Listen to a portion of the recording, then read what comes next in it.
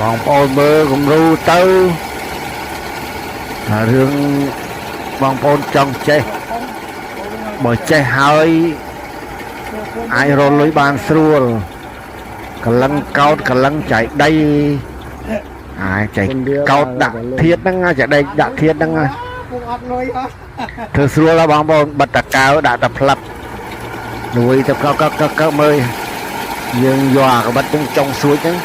យើងចាក់វាទៅប៉ាត់តិចទៅយើងកុំឲ្យចាក់ខ្លាំងពេកតែចាក់ខ្លាំងពេកវាដាច់ហើយយើងចង់ចាក់រៀងមិនក៏បានដែរ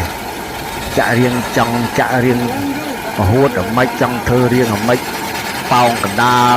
ប៉ោងជើងប៉ោងជៀនប៉ោងសងខាងអីយើងតែចិត្តយើងចង់ទេចាំបានបងប្អូនមើលគំរូតាមមកឲ្យតែមានបានគុំនឹងរៀបចាបិទកាវ502